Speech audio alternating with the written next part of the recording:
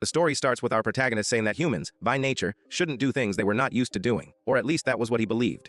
Right after, the scene shifted to a hospital, where someone told Dr. Jin that the medical volunteer dispatch orders were out before asking him to go together to get them.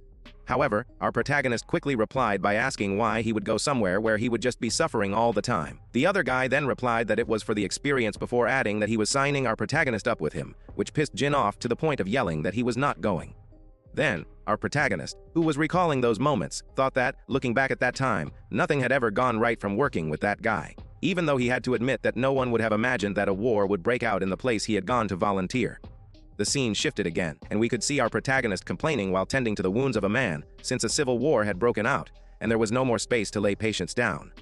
Still, he didn't forget what he was doing and yelled, asking if they had any more homeostatic, just to be told that the one he had just received was the last. In fact, while recalling that moment, our protagonist thought that, despite the situation, he still gave it his all as a doctor. In the end, he was a doctor, and because he was a doctor, he had to do what he could to help his patients. Suddenly, a group of soldiers forced their way into the tent where the doctor was and discovered that there were rebels there. The soldiers hesitate, not knowing what to do, but that hesitation lasted only a few seconds, and then they aimed their guns at the rebels. After seeing that, our protagonist tried to protect them by using his own body as a shield. Right after, the soldiers opened fire, and our protagonist was shot several times, causing the kid he was shielding to cry out his name. Our protagonist then fell to the ground and thought that he was a doctor, and that the pain was overwhelming. It felt as if he had been beaten all over. Right after, he thought that he had begun to fall and wondered if that was death. Almost immediately, he woke up in the middle of a forest.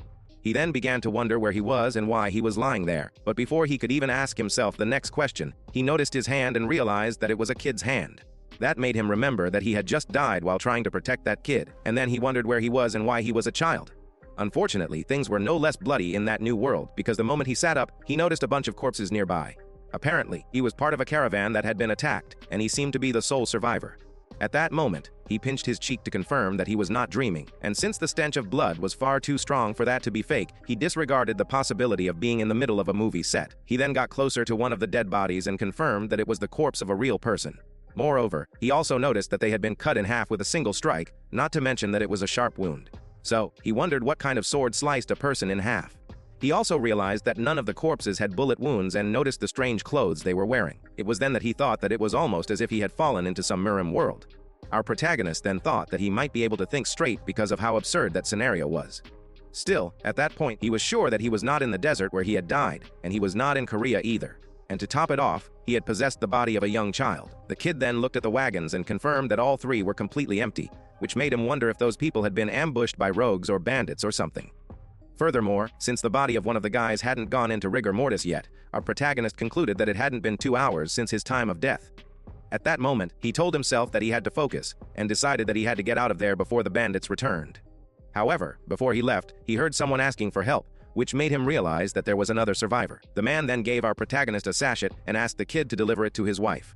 The man was agonizing, but he found the strength to say that even though he was okay with dying, he wanted to help his wife. Our protagonist then interrupted him by saying that he was going to try to stop the bleeding.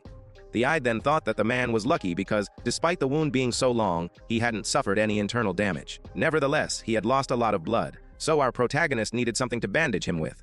He then emptied the sachet and found a needle and something he could use as a thread to stitch up the wound. Sanitation wouldn't be possible, though. Our protagonist then told the man that it would hurt, but he was going to have to withstand it. A while later, the kid finished and told the man that he had done great, to which the man thanked him. Our protagonist then replied that there was nothing more he could do before adding that he hadn't been able to care for hygiene, which meant that the man could get an infection. Finally, the kid told him that even though he didn't believe in the heavens, he believed in the will of a husband who had a pregnant wife waiting at home. The little doctor had guessed the last part after seeing the contents of the sachet because, besides the money, there was a pair of small shoes, fitting for a newborn baby. Right after, the kid put everything back into the sachet and gave it back to the man while telling him that he should live. Sometime later, our protagonist complained, saying that everything had been very tiring. After all, in his last life, it was also tough, and he was a fully grown adult. He then thought that perhaps there were more people alive and began to check the other bodies. Shortly after, he realized that even though there were not many, some were still breathing. The problem was that even though he could provide emergency first aid, without additional help, they would eventually die. However, he told himself that he would think about that later and focused on saving them for the time being. In the end, he needed to give it his all to save them because he was a doctor. A while later, our protagonist was clenching his teeth while telling himself that he could not save one of the survivors because he had lost too much blood. In the end, the basics of emergency care were determining those who could be saved and those who could not. Afterward, after a huge effort, our protagonist barely managed to save 3 people. The man with a pregnant wife and 2 more. The kid then began to tremble while feeling angry and helpless, thinking that if he had some proper medical equipment, he could do more. At that moment, he noticed a flag with the name, Cloud Dragon Secure Delivery. Then, after grabbing it, he recalled that those were groups that would transport anything for the right price. However, the thing was that such delivery groups only appeared in murim novels. So, if our protagonist was really in a murim world and those people were from a secure delivery group, he guessed that a rescue team might arrive. Shortly after, he grabbed a sword, and with the help of a stone, the kid managed to start a fire by using some dead leaves. That made him happy, and he told himself that the stuff he had learned in the army had ended up being useful. Still, carrying out some tree branches and the body of the survivors was too much work for such a small body like his. Nevertheless, our protagonist managed to build a tent big enough to cover the 4 of them with a campfire in the middle. At that moment, he wondered if a rescue team would arrive and told himself that it would perhaps be better for him to go down the mountain alone before it got dangerous.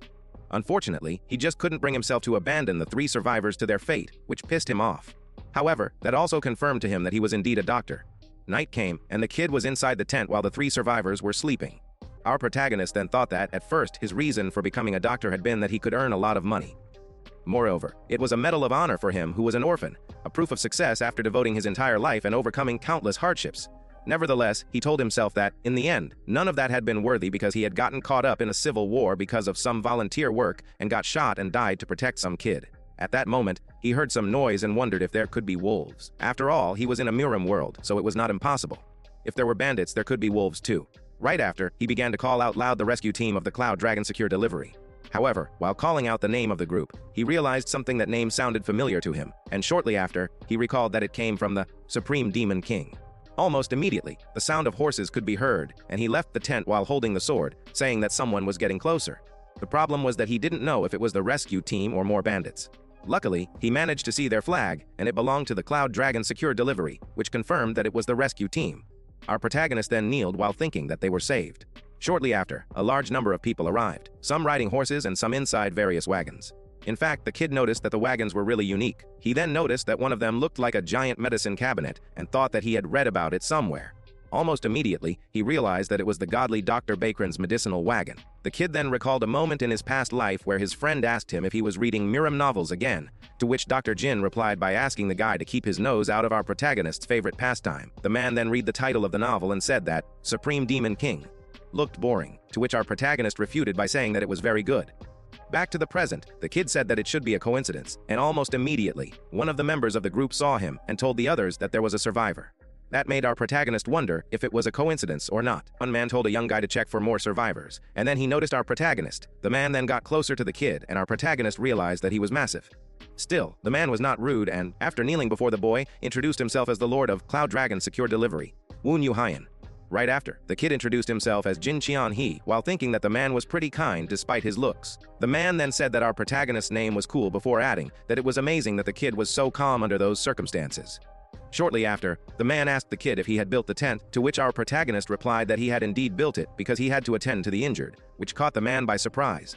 Almost immediately, the man took a look inside and yelled to the others to go get the godly doctor as fast as they could because inside the tent there were intensive care patients. After hearing those words, it was our protagonist's turn to be shocked since the man had truly named the godly doctor. The kid couldn't believe he was about to meet the character from his favorite novel. According to that novel, the White Dragon Godly Doctor was one of the 3 heavenly doctors. He had gained his nickname, Bakran, meaning White Dragon, because of his hair which resembles the scales of a white dragon, and because, despite being male, he was a beauty to everyone. Shortly after, he was face to face with the godly doctor, and our protagonist confirmed that he was just as described in the novel, which meant that he was not just in a murim world, but in the one from the novel he had been reading. The novel, Supreme Demon King, was a novel our protagonist had just finished reading, not long before he died, and in that novel, the White Dragon Godly Doctor was an important character. When the Cloud Dragon Secure Delivery was attacked, the White Dragon Godly Doctor was the one who saved the main character of the story, Yeo Ha-ryun. A lot of things happened between him and Yeo Ha-ryun after that, but ultimately, the White Dragon Godly Doctor died from a disease around the 2nd book of the series. That was the character who was before our protagonist, checking on the injured people inside the tent. The doctor then noticed the stitches made by the kid, and they caught his attention for a brief moment. Right after, he used his fingers to check the condition of the man with the stitches. And the man who had talked with our protagonist took that chance to ask the doctor if Leader Woon and Mr. Gong were going to make it. However, the doctor didn't answer that question and said that he wanted to ask the man something instead before asking who was responsible for treating those wounds. After hearing the question, our protagonist stepped forward and replied that it had been him. The godly doctor then praised the kid for an impressive suture before adding that it was thanks to his proper treatment that those people could live, which amazed the others. After all, the godly doctor was complimenting a young boy. In fact, they began to wonder who our protagonist was. However, the doctor ignored the others' reactions and told the kid that he was amazing to have treated such lethal wounds so calmly, to which our protagonist replied that he simply wanted to save those people. After hearing that reply, the godly doctor smiled at the kid and told him that people who thought that way were rare in Gango. Sometime later, the man who had talked with our protagonist said that he would leave half their forces there on Stanby. Once that man left, the kid thought that he couldn't believe that he had the Cloud Dragon Secure Delivery Group in his debt. After all, that man had promised him to repay that debt to him one day. Meanwhile, inside one of the wagons, a red-haired man told the godly doctor, who was resting on a bed, that he had overexerted himself before adding that there was no need for him to go along, especially all the way out there. However, the godly doctor, who was the red-haired guy's master, replied that he had no choice. After all, Cloud Dragon Secure Delivery had taken him in and hidden him in his time of need. Moreover, since he had just saved one of their brothers, he had paid back his debt.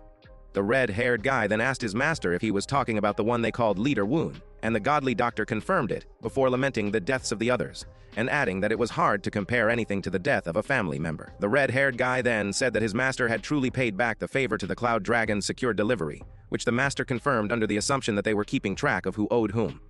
However, the student still said that his master had strained himself too much before adding that the godly doctor knew that it wasn't easy to control the 9 clouded absolute pulses. The master then said that he knew, but he still didn't have any other choice. The godly doctor then said that his time was short before adding that it was a wonder how he had made it past 40 because he should have died a long time ago. After hearing that, the red-haired guy interrupted his master by asking him to stop saying such things, but the godly doctor ignored that request and told his student that he wanted to take in a disciple, which caught the red-haired guy, whose name was Yuho, by surprise. The godly doctor then said that he was aware that the other feared that his master's time alive would shorten even further, and the other quickly confirmed it. Nevertheless, the master said that the child was worth it while recalling the impressive suture our protagonist had made. In the end, the red-haired guy wanted to say something, but he decided against it and simply told his master that there was just no arguing with him. Our protagonist was half asleep, wondering about the familiar smell of some herbs. He even recalled smelling that fragrance often as a child when he went to the market. However, that memory woke him up, and he immediately sat up on the bed, which caused him some pain. It was then that he realized that he was in a strange place. Right after, someone told him that he should rest longer. Our protagonist then turned his head to see who was talking to him and realized that it had been the godly doctor. Furthermore, he was not alone. The red-haired guy and a lot of other people were also there in the room. In fact, our protagonist began to feel uncomfortable because all of them were staring too hard at him. The kid then noticed that the kid he had treated was sleeping on a bed beside his and wondered where the other two had gone. He then tried to ask where he was, and the godly doctor interrupted him by saying that he was in one of the bases of the Cloud Dragon Secure Delivery Service, before adding that he had slept through the entire trip there. As for our protagonist, while he was listening to the godly doctor, he thought that from up close, the white-haired man really looked like a celebrity. Right after, the godly doctor said that, as our protagonist was not fully unconscious, they had let him be. At that moment, the kid noticed that the godly doctor was using honorifics while talking to him, which showed him that the white-haired man was well educated. The godly doctor then told the kid that if it weren't for his quick response and first aid treatment, everyone would have died. After all, even though the godly doctor had finished treating them, he was aware that it would not be an exaggeration to say that the kid had saved those patients' lives. After hearing that, our protagonist thought that knowing that was a relief, but the godly doctor didn't stop there. He also said that there wouldn't be any significant side effects and that both the Cloud Dragon Secure Delivery Service and the Noble Tribe were indebted to the kid. That surprised the kid, who asked about the Noble Tribe. Then, the godly doctor replied by asking him if he remembered, among the people he had saved, a lady with a sword strapped to her waist. Our protagonist then replied that he remembered her, and the godly doctor told him that she was a daughter of the Noble Tribe who had been working for the Cloud Dragon Secure Delivery Service to train herself. Needless to say, if our protagonist hadn't been there, she would have died. After hearing that, the kid thought that the Noble Tribe was a clan that appeared later in the novel, and he wondered if that lady was truly a daughter of one of the heads of that clan. Still, that didn't make a difference. In his eyes, he had just simply treated a person who needed to be saved. Our protagonist then began to say that it had been nothing, but he lost his strength and was about to fall to the floor. Luckily, the red-haired guy was faster and managed to grab him. The guy then told the kid that he needed to be careful for the time being. As for our protagonist, he recognized the guy as General Yuho, who was said to serve the White Dragon Godly Doctor. Right after, he thought that those string-eyed characters were not that common. Shortly after, the kid said that he had simply helped as much as he could, given his rough skills and limited knowledge, before adding that it was a relief to hear that he was able to be of some use. However, even though he was trying to be humble, his words shocked everybody present. After all, the depth behind those words was unfitting for a child. he had just earned the gratitude and debt of the noble tribe, so one would think he would try to exaggerate his contribution. The godly doctor then gave the kid a box while saying that it was internal medicine that the noble tribe had sent to him in order to express their gratitude. Right after, the white-haired man opened the box, and everybody there was shocked after realizing that inside was the 100-year pine medicine ball. By chopping down a pine tree that had grown in a special location and using the sap from its roots to make a medicine ball, you ended up with a medicine ball that was said to contain the life force of a 100-year pine tree. However, while our protagonist noticed the other's reaction, he truly had no idea what the ball the other was giving to him was. On the other hand, the godly doctor thought that everyone was surprised to see that the noble tribe had sent it. However, if it had not been for our protagonist, the noble tribe's promising prospect, Black Dragon, Gong Sun Young would have lost her life. In fact, the godly doctor believed that the noble tribe didn't seem to buy that our protagonist had saved the heir of the Gong Sun tribe, but rather seemed to have sent that medicine ball out of respect for the white-haired man. After all, considering her position within the noble tribe, even a gift of that magnitude could be considered small. Still, the others didn't seem to understand the gravity of the situation. Meanwhile, our protagonist thought that everything that was happening was giving him a headache. He couldn't tell what was going on, and he didn't even know what the medicine was since they hadn't even told him its name, so he couldn't make a guess. The godly doctor then interrupted the kid's thoughts by explaining that the medicine ball was good for internal wounds, and it would also help with the headache. In the end, our protagonist's body was quite strained from overexerting himself while he was hurt, so it was best to take the medicine ball as soon as possible. After hearing the explanation, our protagonist thought that if it was good for internal wounds, it might be something like an elixir. Then, he decided to take it for the time being since a patient should listen to their doctor. The kid then swallowed the ball and felt a refreshing scent enveloping his throat. He then felt his head spinning a little. So, shortly after, only Yuho and the godly doctor remained in the room, while the kid had already fallen asleep. It was then that Yuho asked his master if he really planned on taking the kid as his disciple, and the other confirmed it. The red-haired guy then said that he was sure that nobody would refuse to become the disciple of the great white dragon, but he couldn't help but be worried. Nevertheless, the godly doctor surprised the other with his answer because the white dragon said that he was worried that the kid would refuse. Almost immediately, the godly doctor took out a needle while saying that perhaps some hard work would help him move our protagonist's heart. After realizing what the other was about to do, the red-haired guy asked him if he was going to do such a precious thing for him, and the doctor confirmed it. Right after, he used the needle to touch the kid's forehead while the red-haired guy said that he didn't know whether he should pity our protagonist or envy him. After all, since his master had chosen the kid, our protagonist had no hope of living an easy life. Meanwhile, the kid thought that he had dreamed he was a butterfly, but not like the dream that was referenced as a founding text of Taoism. Our protagonist dreamed that he had been captured by a lunatic and skewered with needles. In fact, more than a dream, it was a painful nightmare, and the kid began to cry for help while thinking that he just wanted it to be over. Sometime later, our protagonist woke up and noticed that he was still in the same room as before. He then wondered what the stench he was smelling was. It smelled like something was rotting. In short, it was an indescribable, vulgar stench.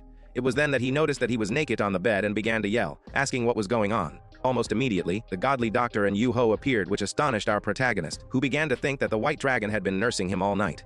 That shocked the kid even more because, usually, such simple nursing jobs were given to servants. The godly doctor then interrupted the kid's thoughts by saying that, surprisingly, our protagonist's body had not accumulated much of the muddy QI. It was then that our protagonist noticed that there was something sticky on his back, which alarmed him.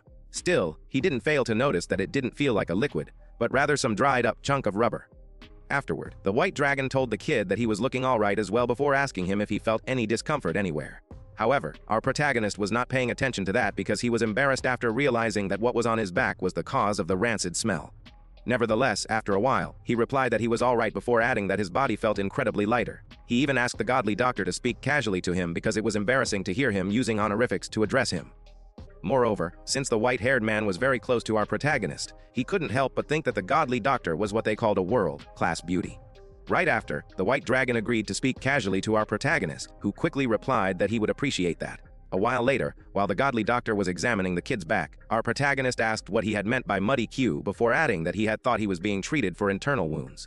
The white-haired man then explained that while he was at it, he had also performed a bone restructuring procedure, because it was the least they should do to prepare the kid for the martial arts he would be learning. After hearing the words, bone restructuring procedure, our protagonist recalled that the procedure was a classic in murim novels. It was a high-level process of cleansing the body of any and all toxins and impurities using a combination of Kwai and medical procedures. At that moment, the kid was amazed, thinking that his blood vessels might have been cleaned out. Then, our protagonist finally realized the implications of the last thing the other said, and wondered why the godly doctor had said that he would be learning martial arts soon. The white dragon then told him that he had to clean up and quickly called Yuho, who immediately covered the kid with a blanket, while our protagonist thought that if it were a bone restructuring procedure done by none other than the White Dragon Godly Doctor, it would be different from the ones done by normal doctors. That was the reason why he couldn't understand why the white-haired man had done such a thing for him. Sometime later, the kid was taking a bath in the Great Bath of the Cloud Dragon Secure Delivery Service while thinking that their base was quite luxurious, fitting for such a powerful group. Besides, when told by the White Dragon Godly Doctor that the kid was the savior of the group, they provided their best facilities for our protagonist. However, not everything was good. When our protagonist was asked about where he lived, who his parents were, or whether he had ever been affiliated with a group, he had no choice but to blame his headache. Every time. So, while Yuho was washing the kid's back, our protagonist decided that since there was already a wound on his head, it would probably be best if he chalked it up to memory loss.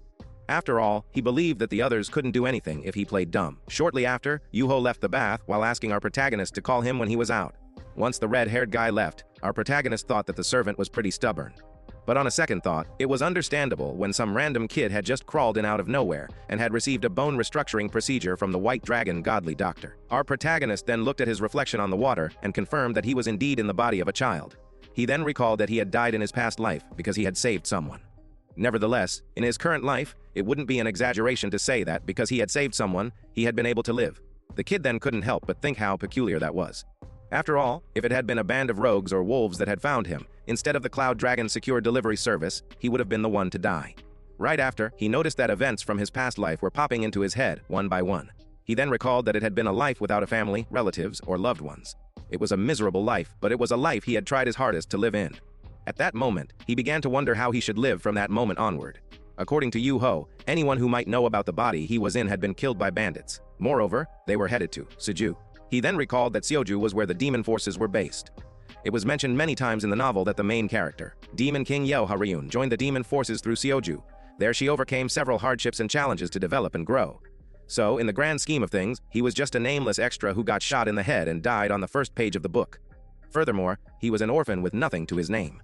Our protagonist had always worked for others and their families, so he began to think that perhaps, after all he had done, he finally deserved to have a family of his own. However, in order to do that, you needed to have money, and since he was in the murim world, where human lives were no different from those of flies, he would have to increase his strength, too. He believed that there was no doubt that he would get caught up in countless calamities in the future, and if he couldn't even protect himself, he would have no right to protect anyone else. Moreover, even though he had neither wealth nor strength, he had knowledge of what the future held. Not only that, but doctors were always needed, no matter where you were. Once our protagonist left the bath, Yuho was surprised by the kid's change, but he quickly regained his composure and told him that he looked refreshed before informing him that warm tea had been prepared in the tea room. While they were walking there, Yuho thought that the kid had no inner ki, and his martial arts abilities were worse than those of children in the Murim clans.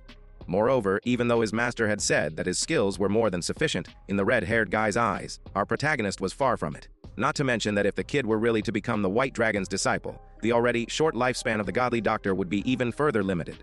On the other hand, our protagonist thought that seeing the red-haired man so openly wary of him reminded him of his days as an intern. Not to mention that he believed that there should be a reason he was being watched.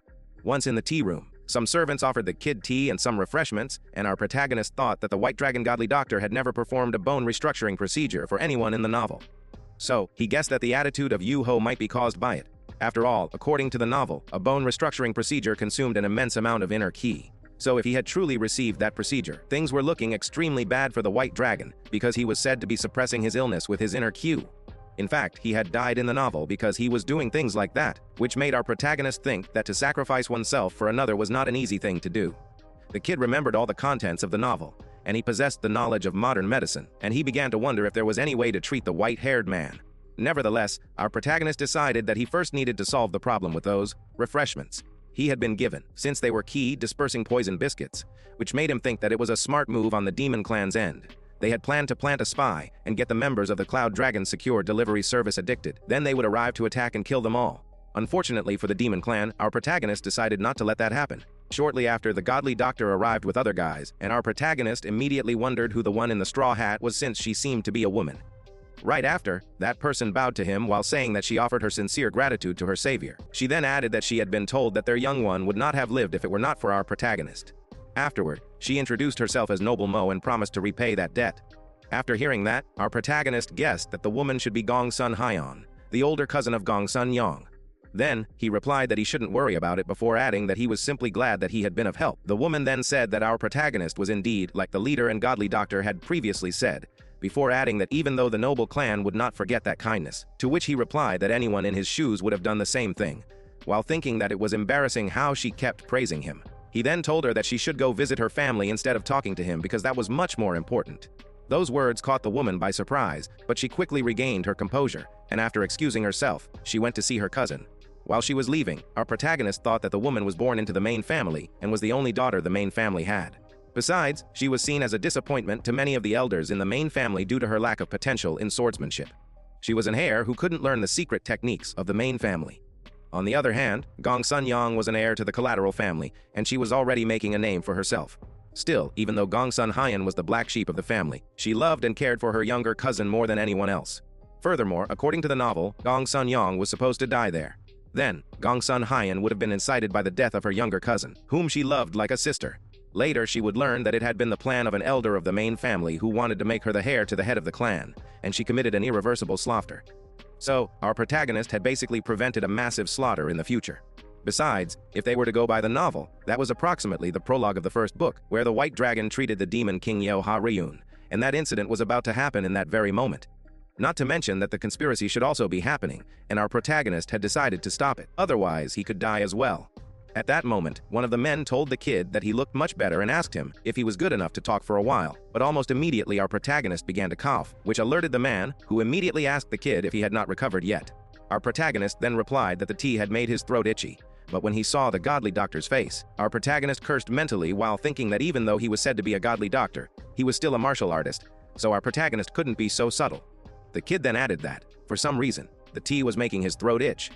That finally caught the Wit Dragon's attention, and he asked for more details and asked if he could check our protagonist's pulse. The kid agreed, and while the godly doctor was checking his pulse, our protagonist thought that something was a little ticklish. The kid didn't know about Ki or inner Ki, or whatever it was yet, but still, he could feel something softly entering his body. Shortly after, the White Dragon declared that the kid's inner Ki had been dispersed, which shocked everyone, especially the man who had tried to talk with our protagonist. In fact, that man asked the doctor to repeat what he had said before, adding that there was no way the child could have learned martial arts. The godly doctor then explained that there was a medicinal ball sent by the noble clan, and he had also put a small amount of inner Ki in the kid during the bone restructuring procedure he had performed on him. It wasn't a great amount. It was just that if left alone, all his inner Ki would have been released, and so the White Doctor had simply built a foundation of Ki in him to prepare for the future. After hearing those words, the man was shocked due to the bone restructuring procedure. Still, the man regained his composure and asked if it was possible to help with the absorption of elixirs in a child who had never learned martial arts. After hearing the question, the white-haired man thought that if word of that were to get out, his house would be surrounded soon by people pleading for him to do the same for their children. The godly doctor then said that he owed a great debt to the Cloud Dragon Secure Delivery Service, before adding that if he recalled correctly, the grandson of the man would also be learning martial arts soon. That made the man feel nervous, and he began to laugh while saying that he was simply in awe of the White Dragon's amazing medical skills, to which the godly doctor replied that he didn't know what to say because the man flattered him too much. After hearing the exchange, our protagonist thought that, as expected, the White Dragon had even considered the leader's grandson, which confirmed in the kid's eyes that the white-haired man was truly a righteous doctor of that era.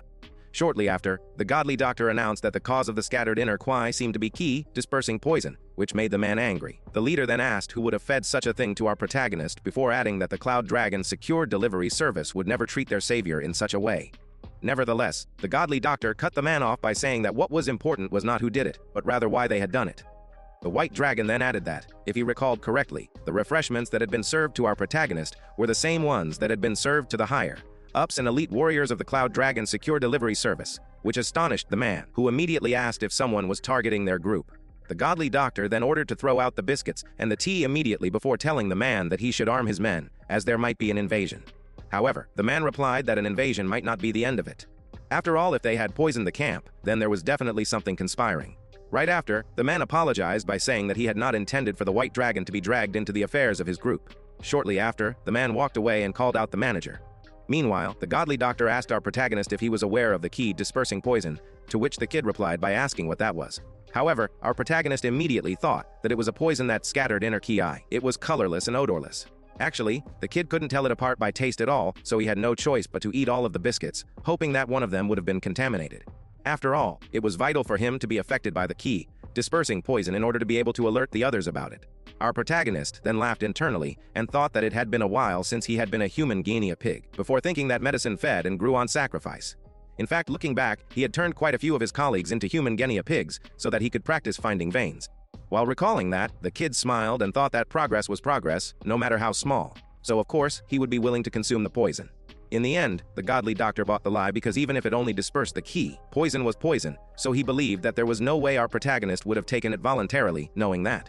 However, he still told the kid that if they found anything after investigating, then the Cloud Dragon Secure Delivery Service would have been saved by the kid. The White Dragon then thought that it felt bad putting pressure on an innocent young boy before telling the kid that they should sit down for a chat after that was all over. On the other hand, our protagonist was very happy thinking that he had found an opportunity to rip off money. He then smiled widely while thinking of all the money elixirs, martial arts, and many cooler things he could get thanks to that. In the end, the kid wanted money. He had been stranded alone in that random wilderness, so he had to squeeze out as much money as he could. Right after, he said that he couldn't even remember where he was from or who his family was. So if such a pathetic person as he could be of help, that was enough for him. Those words shocked the others, and our protagonist thought that his words had had a better effect because of how he looked. The man then patted the kid's head and told him not to worry before adding that even though he might not look the part, he was still the leader of the Cloud Dragon Secure Delivery Service. So, since the kid was the savior of that place, the man would make sure that our protagonist was not disappointed.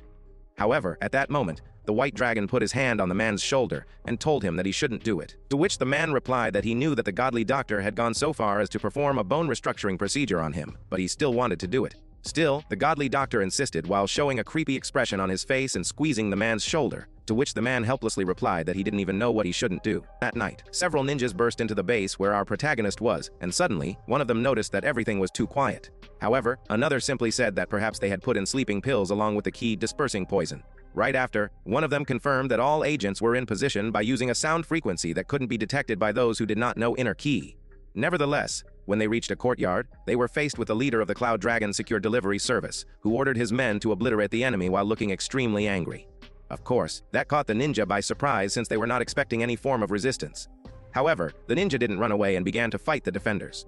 Then, above one of the roofs, a ninja was observing the battle, trying to understand why things had derailed so much from the original plan. Suddenly, a sword blade appeared beside the ninja's head, and when he turned around, he saw the leader of the Cloud Dragon Secure Delivery Service. The ninja then asked how he had found out, and the leader replied that the godly doctor was in their company, before asking the ninja if he really had thought that they would be able to poison them in the White Dragon's presence. Right after, the leader asked the ninja who had sent him. The ninja then admitted that the presence of the White Dragon was something truly unexpected, and then he agreed to tell the leader who they were. However, that was a trap to make the leader lower his guard. But the leader didn't fall and reacted quickly to counter the sneak attack from the ninja with one of his own techniques, called Yellow Emperor's Sword. Nevertheless, that was not enough to kill the ninja, who immediately counterattacked and almost managed to land a heavy blow, but the leader managed to block it in the last second. The battle between the two kept going for a while, but neither of them managed to get the upper hand. However, the leader eventually recognized the swordsmanship of the ninja and realized that the other was part of the demon forces.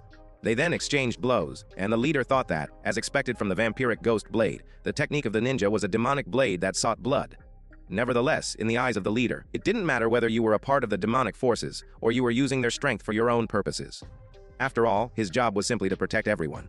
Right after, the leader baited the ninja by leaving an opening on purpose, and the ninja went all in, thinking that he had won the match. Then, the ninja ended up falling into the leader's trap, who used a hidden technique to kill the invader.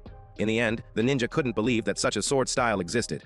Almost immediately, the leader repeated his command and ordered his men to obliterate the enemy. As for our protagonist, he was hidden behind a door, watching the fight while thinking that it was as if a war had broken out. Shortly after, he went back inside and walked toward the bed where the other kid was, while thinking that when he thought about the life that lay ahead for that child, he couldn't help but think that it might be best for him to never wake up. In fact, he couldn't help but wonder if it was fascinating that so many people had arrived there just to kill that kid. After all, the world had moved to end that child's life. Of course, the Cloud Dragon Secure Delivery Service was strong. In fact, our protagonist believed that even if he had not let them know, they would still have managed to win somehow. Although much more blood would have been shed, not to mention that it would have been a critical blow for the group. And if that had been the case, several secure delivery services would have fought to replace the Cloud Dragon Secure Delivery Service, which would be the start of the upcoming calamities. Still, that child was somehow sleeping soundly through all of that. Suddenly, the child began to scream in his sleep, which scared the hell out of our protagonist, who didn't know why that was happening. Nevertheless, the kid quickly regained his composure and wondered if he should wake the child up, but then decided otherwise because the child wouldn't even stir when woken earlier. Right after, our protagonist thought that from what he had seen, based on sound alone, it was not just a nightmare. In fact, the kid wondered if it could be caused by the smell of blood coming from outside. He then began to look for incense since he was sure that there was some in there. Luckily, he managed to find it and began to burn it. However, our protagonist was not sure what the scent was. Still, he hoped it was strong enough to cover up the smell of blood. Fortunately, after a while, the child began to calm down, and our protagonist said that he could finally have some peace and quiet before telling the sleeping child that he owed him one. The kid then thought that since the child was the main character, it was probably a good idea to get on his good side. Still, people were dying outside, so he knew that he wouldn't be able to get a good night's sleep. In fact, he decided that he was going to be staying up that night. Sometime later, our protagonist noticed that it had gotten quiet, and he wondered if the situation had been resolved. After all, the smell of blood, as well as the loud sounds outside, had died down. The kid then opened the door again to see what was happening outside, and he saw a lot of people yelling that there were many wounded, and that they had to send everyone available to the patients. That confirmed to him that the battle was over. Moreover, the events had changed from the novel because, from what he could see, there were significantly fewer casualties. Not to mention that the Cloud Dragon Secure Delivery Group base was safe. Our protagonist then wondered what he should do at that moment, whether to spectate or to contribute. He had to choose between those two options. If he stood by, his skills wouldn't be known, which was the safe choice. After all, they already seemed to have a lot of questions regarding his first aid treatments. Nevertheless, if he were to help, he might be able to save people who would die otherwise, but that didn't take priority over his own safety. In the end, his medical procedures were definitely otherworldly and strange, so it was possible that he could be mistaken for a spy. Finally, after some careful consideration, he ended up deciding to wait there and leave later. Then he would work for the Cloud Dragon Secure Delivery Service for a while, and finally, he would make a living in that world as a doctor. He would save a lot of people later. At that moment, he recalled the kid he was protecting when he was killed in his past life, and our protagonist wondered if that kid had managed to survive before wondering if he had really had to go so far to save him. He even wondered why he hadn't left them to die in the mountain. But no matter how much he thought about it, he still didn't know the answer. Right after, the child began to moan in his sleep, and our protagonist began to wonder what the cause could be. However, when he got closer, our protagonist realized that the child was not breathing. That scared our protagonist, who immediately began to yell the child's name while trying to wake him up. Unfortunately, Yeoha Ryun didn't respond, and our protagonist cursed in his mind before thinking that they were in trouble. The kid couldn't understand why Yeoha Ryun was not breathing. And to make things worse, it had been about a minute since the child had stopped breathing. So, our protagonist began to shake the child as hard as he could, trying to wake him up. Suddenly, Yeoha Ryun woke up and grabbed our protagonist by his neck while asking him who had sent him. At that moment, the kid cursed in his mind while thinking that the little brat already had so much bloodlust. In fact, our protagonist had never imagined that the child would be that insane. Then, as if to confirm the kid's thoughts, Yeoha Ryun decided not to listen to the kid's explanation, but to kill him and ask his corpse. After hearing that, our protagonist recalled that one of the reasons Yeoha Ryun became the Demon King in the novel was because he was natural killer. A natural killer was depicted as someone who was born a genius in terms of murdering other people, and the more kills, the stronger one became. A natural killer also possessed unmatched potential when it came to learning martial arts, making them stronger than anyone else. As the word suggested, they were basically murderers sent by the heavens themselves. Nevertheless, as much potential as they possessed, there was also a drawback, which was that they became consumed by the madness of their own ability. Unfortunately for our protagonist, Yeoha Ryun was able to contain that madness, which was to be expected of the main character. Learning to keep it completely under control allowed them to become the strongest person to exist, but that moment was not the time for such thoughts. After all, Yeoha Ryun was ridiculously strong, so our protagonist had to find a way to get out. It was then that our protagonist noticed a pair of candles that were nearby, and he immediately thought that he could use them for his plan.